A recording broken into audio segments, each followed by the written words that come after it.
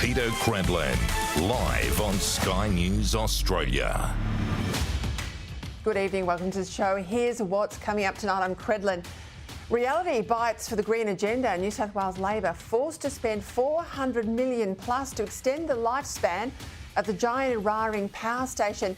No signs of common sense, though, from other Labor governments. Albanese today pushing on with batteries, and Victoria running out of gas. Well, he's out of witness protection today, Immigration Minister Andrew Giles, but he blames everyone when he fronted the cameras for the latest instalment in the detainee fiasco. Problem is, the Administrative Appeals Tribunal was merely following his ministerial direction. Plus, a bit later on, Tony Abbott will join me to discuss the leadership vacuum we face as Australia becomes more and more divided by global conflicts. Now, Anthony Albanese is still unable to make any distinction between the terrorist group Hamas and the People's Government of Israel. I'm not about to go into hypotheticals about things that have not happened. Be very clear about what's happened here. There's been an application. There's been no determination by the ICC against any individual or any body. Weak Prime Minister, we'll come back to you with Tony Abbott. But first, it's now official. As we knew it anyway, but the politicians refuse to admit that we cannot keep the lights on without keeping coal in our power grid. Why else would New South Wales taxpayers be contributing some $200 million a year to keep the giant Eraring coal-fired power station open and going for at least another 2 years? The fact that we need to keep Eraring going past the announced closure next year shows that claims about the cheapness and reliability of wind and solar are, to put it kindly, deeply, deeply implausible.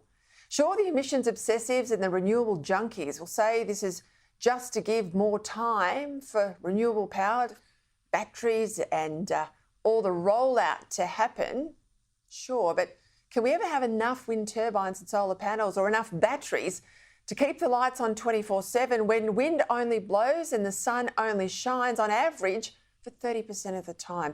And the biggest battery in the country, well, that's in Adelaide. It can't even keep that city going for more than 10 minutes. On any practical measure, it's a folly. What's been announced is a belated admission of reality from the New South Wales government, and good on Premier Chris Minns for mopping up the mess left by that Liberal in name only Matt Keane. Unlike Victorian Labor, New South Wales are at least telling us how much they're going to spend. Victorian Labor, well, they're also paying millions to keep their coal-fired power open and running, but they're not telling us how much that money is.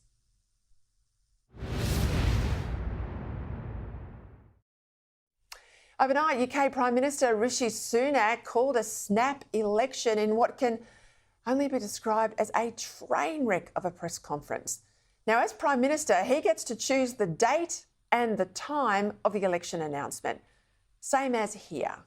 And campaign teams normally launch with a stage set-piece event, a lot of hoopla, the big pitch from the leader, all the bells and whistles, only for reasons that no one can really fathom, reasons that have made him the laughing stock of the British press and perhaps amplify the madness of going 6 months early. Sunak kicked off his re-election bid looking more like a drowned rat than a leader. Only a Conservative government led by me will not put our hard-earned economic stability at risk, can restore pride and confidence in our country, and with a clear plan and bold action will deliver a secure future for you, your family, and our United Kingdom. I mean, can't anyone in Downing Street read a weather forecast? Or was this a panicked move over fears he was about to be rolled by his own party? Now, completely outclassing him was the corresponding launch from Labor, from his opponent, Keir Starmer. A chance to change for the better. Your future, your community, your country. Now, it will feel like a long campaign, I'm sure of that. But no matter what else is said and done, that opportunity for change is what this election is about. You've got to love that look, don't you, where only the national flag is behind the national leader. And to politicians and campaigners here in Australia, of course, British elections are always relevant. First, because UK politics is much like our own, much more, I have to say, than perhaps the American system, but also because Britain's a cultural cousin, an important ally, and a key global economy. The Morrison government's trade deal with Britain, the most comprehensive we've done with any country other than New Zealand, plus AUKUS, has made the British relationship more important than it has been for many, many years. The British Labor government, well, that's the overwhelming likely result out of this election. If it eventuates, will give Anthony Albanese something of a soulmate in Downing Street. The Labor leader Starmer is running a very similar strategy to Albanese in opposition. He's promising he'll be safe change. He's making soothing noises to business. He's trying to put Jeremy Corbyn's anti-Semitic extremism behind him and matching Tory pledges on defence. But just like Australian Labor, British Labor is run by the unions. It's instinctively pacifist, it's climate obsessed, it's been weakened by an anti-Jewish fringe, and it's riven by identity politics. I'd like to be surprised, but a Starmer government, whatever it claims now, will almost certainly expand Britain's already bloated bureaucracy, boost unproductive social spending, fail to reform the National Health Service, talk about productivity without actually lifting it, surrender to trans activism and climate extremism, and leave the military unprepared for our challenges ahead. Much like here. British Prime Minister Rishi Sunak will be warning voters about the risks of Labor. To decide whether we want to build on the progress we have made or risk going back to square one with no plan and no certainty, because I'm guided by doing what is right for our country, not what is easy. Now, I can't say the same thing for the Labour Party, and that's because they have no plan. There is no bold action. And as a result, the future can only be uncertain with them. He has shown time and time again that he will take the easy way out and do anything to get power. If he was happy to abandon all the promises he made to become Labour leader once he got the job. But the UK electorate, I think it's unlikely to overlook his own side's revolving door prime ministership, the failure of the Tories to control boat people coming across the channel, out of control legal migration too, and skyrocketing cost of living fuelled by over-reliance on renewables, just because Starmer says Sunak would be a worse alternative. A British Labor government is likely to be bad for Britain and bad for the wider world. But that's what we're almost certainly going to get after 14 years from an often disappointing and mostly mediocre Conservative Party that got Brexit done but then didn't capitalise on it at all and properly cut ties with the EU. Overseas, just like here in Australia, strong Conservative governments move the whole political spectrum to the right. But weak ones, they allow everything to drift to the left, and they make the next Labor government even worse.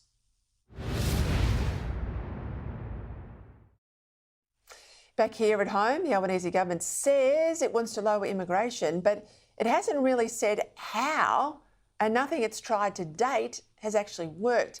Well, if it has really tried, that's the question. I don't know that it has. The problem is right now our immigration system's being driven by the education providers who are using overseas students as a cash cow, and the federal government's not in control as they should be. About 50% of net overseas migration, so almost 1 million people over the past 2 years, an all-time record, are foreign students, all of whom need a home, a job and a means to get around. Alarmed at immigration's impact on cost of living, the government last year cut approval rates on education visas from 90% to 80%. That's going to make hardly a dent on foreign student numbers. Today it's reported that overseas student numbers for the first semester of this year are actually higher than last year. They're up by 17%. And with over 100,000 Chinese students at our most elite universities, the group of universities known as the Group of Eight. At Sydney University, it's in the Group of Eight.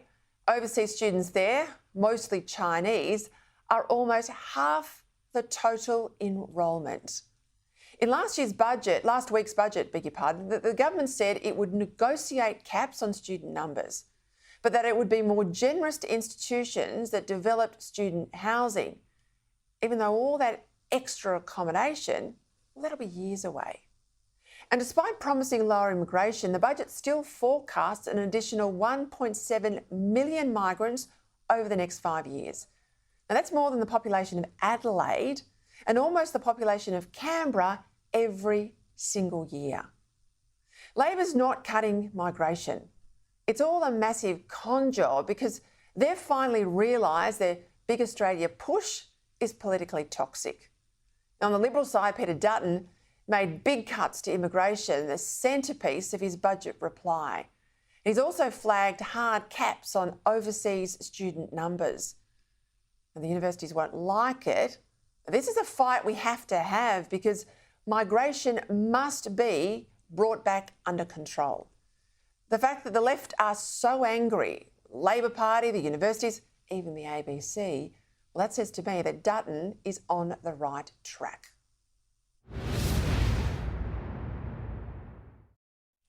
All right, Trudy McIntosh in Canberra now with the headlines. The Immigration Minister insists he tried to stop the release of a man from immigration detention who's now been charged with murder. We very strongly argued against his visa, which was cancelled, being revoked. Emmanuel Saki had his visa reinstated by the Administrative Appeals Tribunal. Just 7 weeks later, he was charged with murder. Why would they even let somebody out like that with no restrictions? The opposition argues the Immigration Minister contributed to the man's release by directing the tribunal to consider how long someone has lived in Australia and then failing to appeal to the federal court. Why didn't he intervene when the AAT made the decision? The Prime Minister wouldn't be drawn on whether Australia should even consider the prospect of leaving the International Criminal Court. They have not made a decision. Peter Dutton has taken aim at the PM all week for failing to back Joe Biden's condemnation of the ICC for seeking arrest warrants for Israeli leaders alongside Hamas. The ICC should reverse their decision and the Prime Minister should come out today to call for that.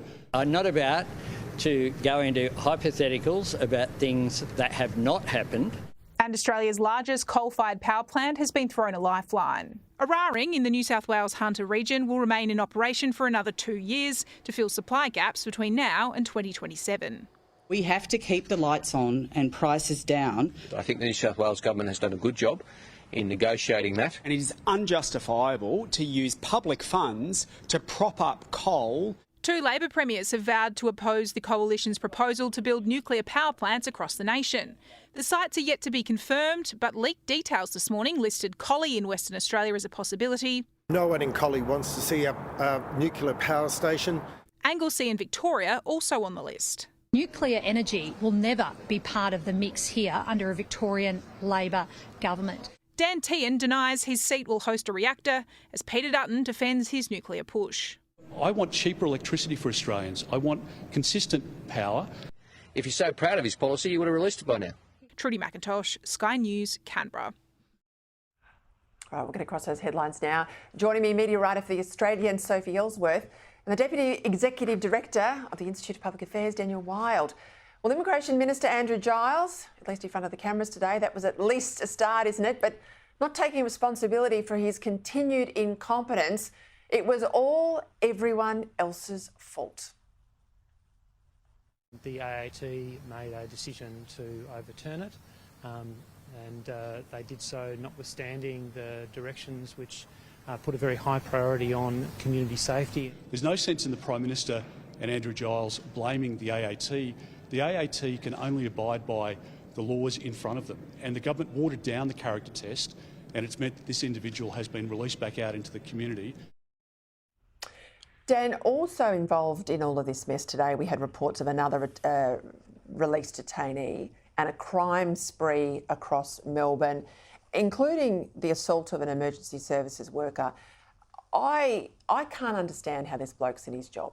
I mean, Bronwyn Bishop loses her position after spending $5,000 inside entitlements, but outside the pub test. This guy's putting lives at risk. You know, there's allegations here. We know they've got to be tested in court that some of these people released have murdered others. Again, every day that he is there, it's now a problem for the Prime Minister. It's about the Prime Minister's judgment, in my view. You're right, Peter. The buck stops with the Prime Minister. This goes to the point that nobody is in control of our migration system, whether it's the detainees, whether it's the mass migration program, whether it's the student intake. Nobody from the government is taking control. They're fobbing it off to a tribunal. The Prime Minister is refusing to take responsibility. It goes to the point that Anthony Albanese is a ceremonial leader, not a national leader. He likes the position of the office, but he doesn't take responsibility for decisions. It's inevitable that Andrew Giles is going to be heading to the backbench in the not too distant future. Well, I hope so. I hope he doesn't come back from the backbench. But I mean, again, I think it just goes to a lack of confidence people have in the Prime Minister. I mean, if you can't take the tough decision to sack a mate, you're not up to the job of Prime Minister. Well, that's it. Well, that's right. And Australians have seen this over the last 2 years. The voice to Parliament was the start of the concerns that Australians would have, where Anthony Albanese refused to stand up to the activists. He kept going along with the voice because the activists were pushing it. We're seeing it with the energy system, where they're being pushed by the Green Left. He's simply not in control of what his ministers are doing. He's never been one for details. He doesn't understand the details. He doesn't care for them. Now, that's fine if you're getting the big decisions right, like Bob Hawke did, but he's not getting the big decisions right, and now there's an absolute mess. So Giles was asked a pretty blunt question today at the press conference. Have a listen. Given the bashing of Perth grandmother Nanette Simmons and now this alleged murder, why should you keep your job? Well, I'm determined to keep working hard in response to, firstly, the matters that relate to the High Court's decision last year to ensure that we continue to put in place all of those mechanisms, strong laws and very significant resourcing, $250 million, to ensure that our trusted law enforcement officials can do their job to keep the community safe. That is my focus and it will continue to be my focus. Now, two things there I'll observe. One, that looks like a hostage video, doesn't it? I mean, it absolutely looks like he's under pressure. Secondly, they chose to go down to Bendigo today for that press conference. They want to avoid the Melbourne Gallery. They want to avoid the Canberra Press Gallery, hoping, a couple of country journos might let him get off the hook. To their credit, they didn't. But community safety is not his focus. Peter, I would say that Minister Giles is not a good media performer. And this is why we haven't seen a lot of him out in front of press packs, because he would probably get eaten alive by the media. And Nanette Simmons, the face of her, everyone knows what she looked like after this horrifying attack. Spot on. And how he's kept his job, who would know? For $100 million to be mugged with the reality that we've got to keep Eraring going. I mean, Blind Freddie could have told them that years ago, but This is where we are. All credit to Chris Minns. He's put the number on the table. He's mopping up the mess left by, I call him the Liberal in name only, Matt Keane. We're spending plenty of money in Victoria to keep coal going as well. We're running out of gas. We don't know how much we're spending on coal in Victoria, do we? No, we don't. There's only two political leaders that understand the problem of the energy system and are willing to fix it, Chris Minns and Peter Dutton. And Chris Minns has taken a decision that's in the national interest. He's had to stare down the left of his party. He hasn't quite said that net zero doesn't work, but he's showing it with his actions. What's interesting politically, Peter, is you've got a Labor leader in Peter Manolaskas who wants nuclear. You've got a Labor leader in Chris Minns who's saying we're going to keep coal going. Coal is going to keep going in Victoria. The Coalition now have a real opportunity with the permission structure that's been given to them. In the medium term, we know it's going to be coal and gas that's going to keep the energy system going until we get to a nuclear-powered situation. Peter Dutton has shown real leadership in having the debate. But what this shows, Peter, is that Chris Minns has shown up his federal colleagues in Anthony Albanese and Chris Bowen, who are doubling down on a failed strategy. So good on Chris Minns for confronting reality and saying we've got to keep coal going. Peter Costello today, geez, he didn't miss. I mean, look at his record as Treasurer. 11 years in the job, consecutive surplus budgets, completely pays off Australia's national debt. He says that the inflation risk in the budget is real. It's there. He says it's inflationary on every measure. That's also what the economists are saying. Meaning, if there is an increase in our rates, if the RBA says, hang on, we've got to go back to increasing rates, this is getting out of control, we can rightly blame Jim Chalmers for every hike in our mortgage, can't we? Well, Peter, I think we're up to 13 hikes now since we've started on that, upward spiral of rate hikes. And this is a disaster. If we have more rate hikes, Already people are doing it so tough. And I think Mr Costello made some very good points. But Jim Chalmers is saying that inflation should get down to under 3%. Now, that all sounds great by the end of the year. That all sounds great, but let's see if it can happen. And if there are more rate rises, heaven help those mortgage holders out in the suburbs who are already battling. And Peter, just with things like fuel prices, they are so exorbitant. This is really going to hurt, and it may hurt them at the polls. Talk to me about Labor's weasel words on migration. I mean, they get it. They get that Big Australia now is politically toxic. Yep. So they're out there saying that they're going to cut the numbers and they're going in the right direction. Only they're not, right? They revised them up in the budget forecasts for this financial year. And we find out today that rather than cutting down on student visas, we've gone up by 17% in the first semester this year. Some 100,000 Chinese students. Plenty of other nationalities too, but 100,000 Chinese in our universities. At the time, we've got a lot of concerns about China, Dan. Well, it goes to the point we're just talking about, which is Labor doesn't run its own migration policy. Its migration policy is set by the universities who love the international students because it lines the pockets of the vice-chancellors. Cash cow. Yep, and the apparatchiks, and big business loves it because it suppresses wages and they don't have to train Australian workers. So Labor's not controlling its migration policy. Nobody from universities or big business has explained to me if mass migration is so good, why are Australians getting poorer? Why is per capita growth going backwards? 4 quarters in a row of negative per capita growth. The last time that happened was in the early 1980s in the middle of a global recession.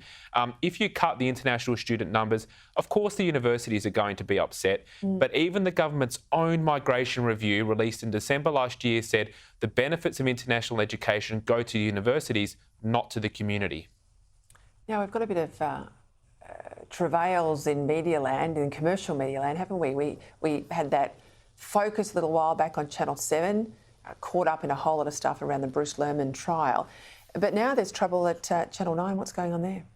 Well, Peter, this is a disaster for Channel 9. Following on from the stories this week, the exit of their news boss, Darren Wick, there's now been allegations about his conduct while he was in his role. Now, he's the most senior news executive, or was, until he departed in March. We'll have more details about this in The Australian tomorrow. But yesterday, Nine held an emergency meeting with their Director of TV, Michael Healy, their Director of Communications, Victoria Buchan. And from that meeting, rising from all these complaints or allegations relating to him, should I say, there's been concern within Nine that they are not taking this seriously. Now, they have come out, Mike Sneesby, the CEO, has come out and said, if there's any inappropriate conduct, report it.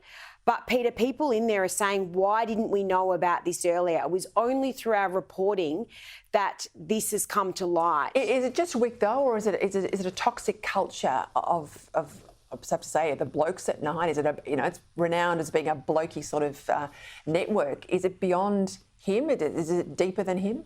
Well, there's claims that it could be through the network in terms of the conduct happening, in terms of the treatment of women. There's a lot of people speaking, but Peter, rightly so, they're too scared to come out and speak publicly and be identified, for fear that their careers could be impacted. But there's much more to come on this, and we'll have more details in The Australian tomorrow. Well, these are the journalists, aren't they? They put their foot in the door and they get in everyone's face and expose all the stories, and now they're on the other side of the argument. Thank you both. All right, after the break, we're going to go live to London, the UK gearing up for a general election. It looks like it's going to be a wipeout for the Tories, but they're a lesson here for Australia. Plus, Tony Abbott, a bit later on, will get his judgment on Anthony Albanese's lack of political courage and his unwillingness to defend Israel. Welcome back. Still to come, Tony Abbott will weigh in on the leadership vacuum we're facing here in Australia. But first, big news out of the UK overnight. Besieged PM Rishi Sunak calling a snap and early election for the 4th of July. Now, I've been around campaigns. This one from the Conservatives, I have to tell you, off to a horrid start. Look at this. They can't even get the bloke an umbrella. This is proof that the plan and priorities I set out are working. I recognise that it has not always been easy. Some of you will only just be starting to feel the benefits, and for some, it might still be hard when you look at your bank balance. Now, it's worth noting that faint music you can hear in the background was the song Things Can Only Get Better, which of course was the big anthem of Tony Blair's campaign. So rather than being surrounded by Conservative supporters, Sunak had the faint hum of a Labor-adopted tune. Now, for his part, Keir Starmer, he wants to make clear that the Labor Party has left behind the Jeremy Corbyn years and is now a party that mainstream voters can support. Over the course of the last 4 years, we've changed the Labour Party, returned it once more to the service of working people. All we ask now, humbly, is to do exactly the same for our country and return Britain to the service of working people. Joining me now live from London for their take on a bit of a messy start to the campaign, Spiked online editor Tom Slater and former Victorian MP now based in the UK, Tim Smith. Well, welcome, gentlemen. Tom, I'm going to start with you. Just the optics of this shock announcement from Sunak. I mean, they've got 6 months to run on their term. It's always a bit wobbly when a government goes early. They've gone early, but geez Louise, they didn't sort of set it up as well as they should have. I mean, they've just finished spending, I'm told, millions of dollars on this new comms centre at Downing Street. Why on earth didn't they use it when they knew it was going to be so wet? It's incredible. I mean, that launch couldn't have gone any worse for the Tories if Keir Starmer had scripted it himself. The fact that it was held out in the torrential rain, the fact that there wasn't even anyone offering an umbrella, and also the fact that, as you suggest, they have spent an awful lot of money on this very swish kind of US-style briefing room inside number 10 Downing Street, and yet they decided to leave it alone for that particular day. And I think this kind of sums up a lot of what has happened between Starmer and Sunak in recent years, is the fact that they've made it very easy for Starmer. In this case, all he had to do was stand in the dry and look relatively presentable, and he already felt like he was at a better start of the campaign. But another example of the Tories giving Labour an open goal, I think, at the beginning of this campaign. Yeah, because the one thing the Tories control is the timing of the election. They are the incumbents. I said at the top of the show, it's exactly like it is in Australia, but they've just basically thrown away that trump card. They've made themselves a mockery. They didn't need to go early. I'm told by contacts over there that there was a worry about the 1922 committee, that they had the numbers to roll Sunak. How real do you think that rumour is? I think it could easily be the case. The party is very sort of restive. It's either restive or resigned. Those are kind of the two camps that you notice. I think the other thing they were concerned about is that there have been a number now of high-profile defections, direct Tory to Labour, not necessarily always high-profile individuals, but certainly big news stories. And it seems like, going from the reporting this morning, that there was a concern that essentially they would appear to be clinging on kind of Gordon Brown style to the number 10 Downing Street. And also a kind of sense that whilst for many months there was a hope that just the political weather might change, that the economy might actually start to be better in a way that's actually felt by ordinary citizens, but they came to the conclusion that things could quite easily get worse. And I, like you, question the wisdom of going this early. I think a lot of his cabinet do as well. But at the same time, it's a tricky situation where it wasn't clear what their strategy was to really turn it around. This has only ever really been about stemming the losses. The polls have got Labor, in some of the polls at least, with a 20-point lead. Now, that's massive. But I was looking around at some stats today. Labor will need a 12.7% swing to get a majority. Now, to put that in perspective, that is bigger than Blair got in 97. And Starmer is no Blair, right? Is not Blair. So can he get there with a majority? Let's assume he gets there, but can he get there with a majority, or will he get there and be in minority? I think that's very much an open question, because you're absolutely right. Not only do the average kind of 20-point leads mask the significant hurdle they need to overcome to actually get into majority territory, it's also a lead that is clearly very soft. No one is enthusiastic for Keir Starmer outside of Westminster, effectively. He's someone who the country, when you look at polls and surveys, they don't really know what he stands for. There's a sense that the Tories have had their day and that they need to be turfed out, but no one is enthusiastic for the Labour offer. And also, I think most crucially, because of the fact that the last election was very much decided by many former Labour voters going over to Conservatives, those voters are not really going back in the other direction. voters are moving out of the Conservative column, but they're going primarily to don't know, some to Reform, and a slither essentially to Labour. So I think the chances of this being more like a minority government or a hung parliament are much more likely than we've seen. But that being said, it does feel like everything's to play for at this point. Yeah, look, it's a long campaign, 6 weeks, anything could happen. Hey, Starmer said in his pitch that the party of Jeremy Corbyn is long gone. He's purged the anti-Semitism of Corbyn. But those election council results, only a matter of weeks ago, Labor lost votes to a lot of pro-Palestinian candidates. George Galloway's influence obviously is there. We've got all those pro-Palestinian rallies that we're seeing here in Australia on the streets of London. How's this all going to play out? I think this is something which is going to potentially bite Keir Starmer in particular constituencies. Is it going to affect him in the overall electoral map? Probably not to the same extent. But I think here's a reminder that whilst he might have got rid of Jeremy Corbyn, who's going to be standing as an independent in this election, and whilst he might have cleared out a few kind of Labour councillors, there is a broader problem with a kind of Israelophobia to anti-Semitism within sections of his coalition, which they've been ignoring. And it's been quite shocking, actually, in recent days, seeing Labour Party figures backing the ICC's ridiculous arrest warrants against the Israeli government. And it's quite clear that they're trying to sort of triangulate on the issue of Israel, whilst trying to make clear that they have no room for anti-Semitism. But as we all know, those two things are intimately bound up these days. So I don't think it's something that could cost him in the broad picture electorally, but certainly in a few seats, and certainly will be an ongoing challenge for him in terms of holding his coalition together. I think it'll also be a distraction for him. I mean, these sorts of things, if there's an outspoken comment coming into the media frame on any given day, I mean, it just derails campaigns. He's then on the defensive. He's not talking to sort of, middle Britain anymore. He's out on the fringes, and that's what he wants to try and avoid. Talk to me about Nigel Farage's Reform Party. I know also there's the spectre of Boris Johnson and his Tory influence, and I guess the ramifications of where the wall goes. Let's assume the red wall he delivered at his last election falls. Again, is it going to go to Labor? Is it going to go somewhere else? But let's start with Farage. Yes, absolutely. I think he could be incredibly decisive if he decides to jump back into frontline politics. So he is nominally the kind of chairman, the kind of honorary figurehead of the Reform Party, but he's not really involved in the front line. Their leader, Richard Tice, is a lot lower profile. That being said, they did pretty well in the local elections recently. They pushed the Tories into third place in a lot of local council elections, as well as coming a very close third in the Blackpool South by-election.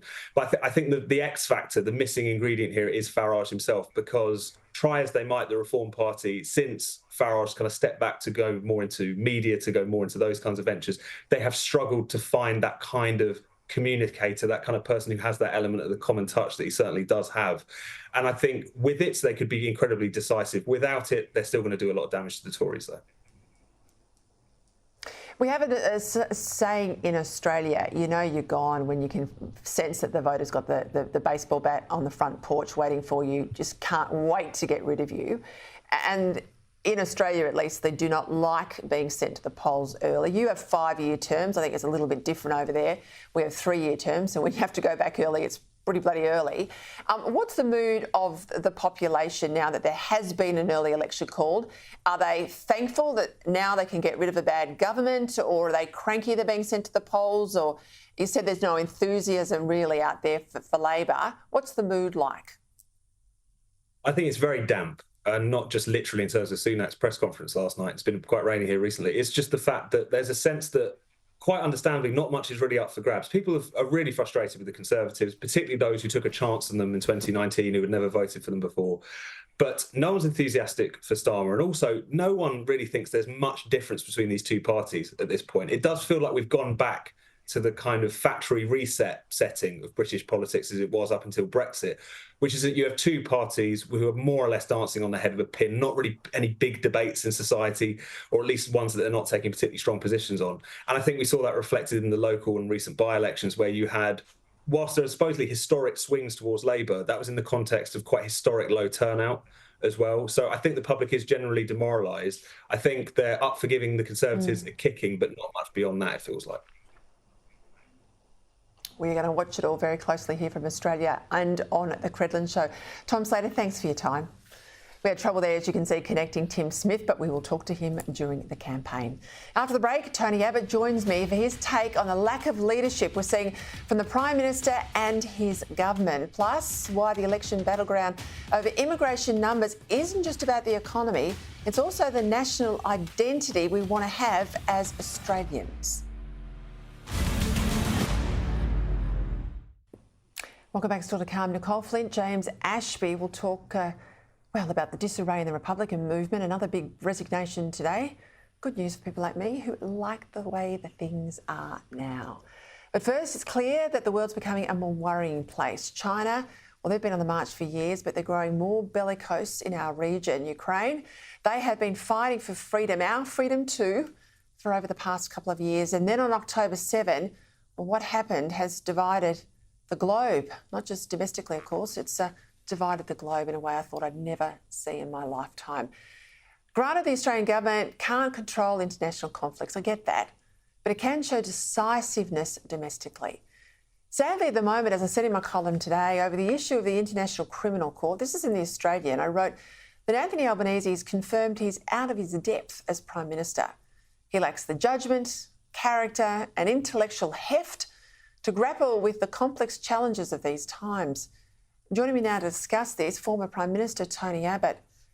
Tony, this is a lament, I have to say. We all want, even if we don't vote for them, we want our Prime Ministers to succeed. We want them to do what's in the national interest. I'll get to the specifics of that court action in a moment, but set the scene for us, because I know you do a lot overseas.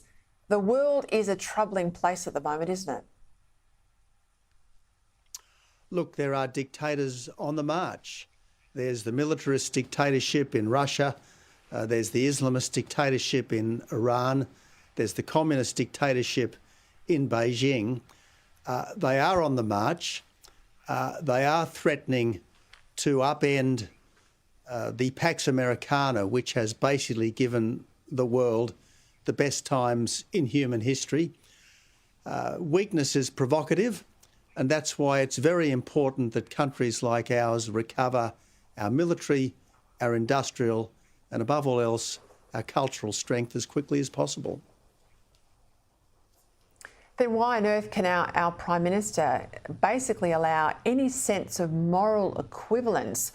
This is on the issue of the International Criminal Court. When you've got, warrants being laid against a terror group like Hamas at the same time as the democratically elected Prime Minister of Israel, and unlike almost every other leader in the Western world, our bloke sits on the fence and refuses to call that out. It's not good enough, Tony.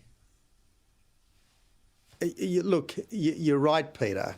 Incredibly disappointing that our leaders, our current Labor leaders, either don't see or won't say that there can be no moral equivalence whatsoever between liberal democratic Israel and the apocalyptic death cult Hamas.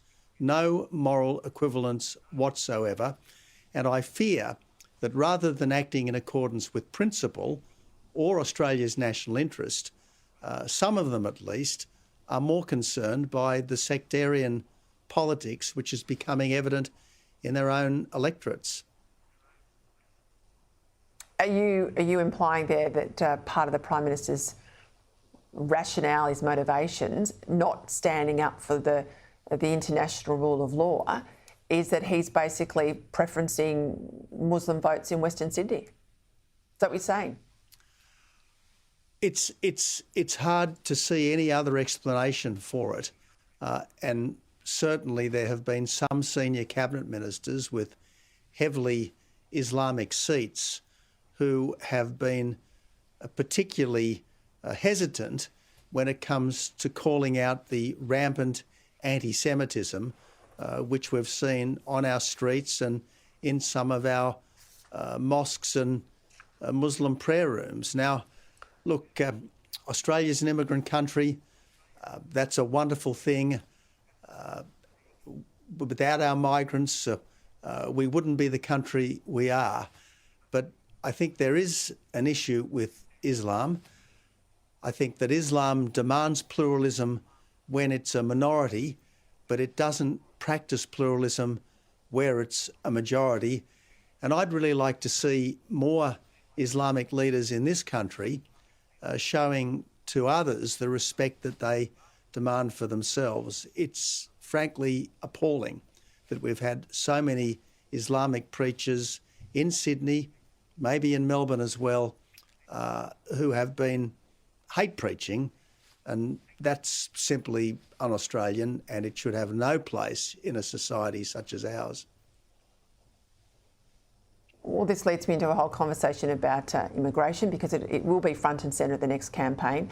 Labor's got a big Australia push on one side. They are giving lip service to reducing migration, but we're not seeing that actually happen in practice. Peter Dutton's made it really clear in his budget address in reply that cutting migration will be the first order issue for him. Now, it's not just about the fallout from too many people too quickly, housing crisis, traffic congestion, all of that. But the point you're going to there is if migrants don't come here and we don't spend the time and the care that they then integrate into Australian life, if they come and basically use Australia as Hotel Australia, they don't join Team Australia, then we'll culturally lose who we are. And I don't know that that's enough of a focus for the government. It should be a focus, but I don't think it is. I think that's a good metaphor. We've got to join Team Australia as migrants, not just live in Hotel Australia. And the point I think everyone needs to understand is that migrating to Australia is a privilege, not a right. And there's a sense in which you're abusing the privilege if you bring the world's troubles with you.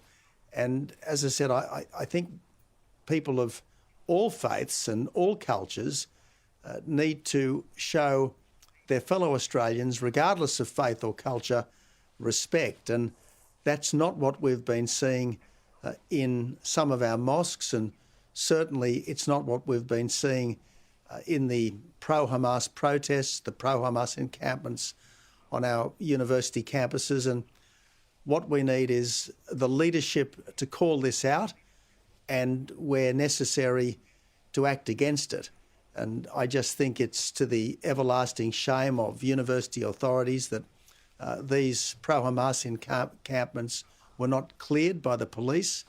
I think it's disappointing that the police did not use the same vigour against these pro-Hamas anti-Jewish protests that they used against the freedom protests during the pandemic, which, as we know, were dispersed extremely vigorously with tear gas and rubber bullets in some cases. And look, we've got to apply the law equally against everyone. There can't be some groups that get kid glove treatment and other groups that get much sterner treatment. The law has got to be the same for all. Tony Abbott, thank you. Great to have your observations on what I think is pretty challenging times ahead. Right after the break, Nicole Flint, James Ashby on another big resignation for the Australian Republican movement. Plus, I want to return to that issue, the World Health Organisation's pandemic treaty. It all kicks off on Monday and it'll have huge ramifications for Australia.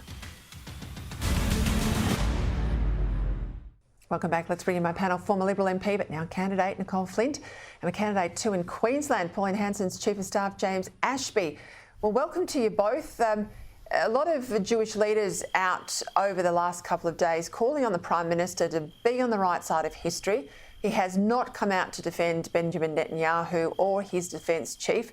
He's sat on the fence, and if you sit on the fence, you get barbed wire on your backside, and that's not good for a country, nor is it good for an individual. Peter Dutton, though, very, very strong in his condemnation. He thinks Australia should actually boycott this International Criminal Court. Today, he said the court's actions were obviously an anti-Semitic act. But Ed Husick, he's a frontbencher for Labor, he went after Peter Dutton. Have a listen. Well, the coalition talks big about law and order, but then wants to pick what law and order it'll follow. It's staggering that you can have a mainstream political party determine on the basis of something that is uncomfortable to them, that they would then just turn their back on a court of law. The Prime Minister has said, the courts should be allowed to go about their business without political interference. Well, James Ashby, I don't know if you heard, but former Prime Minister Tony Abbott was pretty strong. He thinks there's a lot of electorate Arab vote motivations here for Labor, that they're not doing what's in the national interest. Yeah, I thought Tony spoke well, and I just see this as a gutless Prime Minister. That's what we've got in Anthony Albanese. Of course he's courting the Muslim vote in this country. It's one of the largest growing religions that we have in Australia. Between 2016 and 21 census, they grew over 30%. We now have over 800,000, and yet the Jewish population make up just under 100,000. So you can see precisely why they are courting those Muslim votes. Now, we've got another census in 2026. I predict the Muslim vote will be over 1 million in this country. So that is what Labor's doing. They're courting the Muslim vote, and sadly, once that population reaches a certain number, like we've seen in England, then the Muslims start demanding changes to our legislation here, like the introduction of Sharia law. How far is Anthony Albanese prepared to court the Muslim vote into the future? It's bad news, Peter. Terrible. All right, we'll see. Yes, and if you look at the percentage of the Muslim vote in the UK and the distortion of some of their laws over there, points you've just made there, and compare it with the very, very small numbers of Muslim voters in the US and no distortion there, you can see that this is about power and electoral success. I want to go to some other issues, though. I just want to mention, though, Nigel Farage has put out a statement just imminently, a couple of minutes ago. He has confirmed he will stay involved in the reform campaign, but he will not run at the election that has just been called. He's also making it clear too he's going to get out there and campaign for the Republicans as well. Hey, Nick, I want to mention Senator Payman. Now, we all know Senator Payman from WA, Labor Senator. She's been turning up at rallies in Victoria at Melbourne University. Now, I don't think a senator would have any entitlement to come to Victoria. I hope she's not using taxpayer funds to hit the protest trail. I hope she's not using taxpayer funds either, Peter. And if I was a West Australian voter, I'd be asking for a refund, I think, because I don't know, I'm pretty sure there's not many West Australians there in Victoria that she's representing while she's on this trip. So I hope everyone has a very close look at her travel report when it's lodged, and if she's used entitlements, then I think they need to be refunded. James, on Monday, the World Health Assembly kicks off. High on the agenda. We talked about this last night with Senator Antic, this new global pandemic treaty. Give us your assessment of what's on the table. Well, the simple truth is we're going to be handing over any of those decision-making powers on Australia's health during a pandemic to a foreign body, the UN. And the issue that I see with this is we've got numerous pandemics across the world. Anything from influenza is deemed a pandemic. It just depends on how severe it is in certain countries and how far it spreads. And I know very well that doctors here have a different view, especially during COVID, on how that should have been managed to the way in which the UN and the World Health Organization forced basically the Chinese model on the rest of the globe. So this is bad news. Anthony Albanese, the Labor Party and all members of government should all say, no, we're not signing up to this. Don't send your bureaucrats over there. Stop sending and passing the buck here. This has to be a decision for Australia. The answer is clear. No Australian wants it. Hey, Nicole, we had the co-chair yesterday, Nova Peris, resign, and now we've got another co-chair go under the bus, this time the bloke that she resigned over, Craig Foster. They're both gone, so there's no one running the Australian Republican movement. Great opportunity to shut it down, I reckon. Yeah, perfect timing, Peter. And, and not just that, Anthony Albanese could also abolish the position of the Assistant Minister for the Republic, because last time I checked, he had done no work in his portfolio. I like things just the way they are. I'd be very happy with that outcome. Nicole, James, have a terrific weekend. Thank you. See you both next week. All right, that's it for me. You have a good weekend too.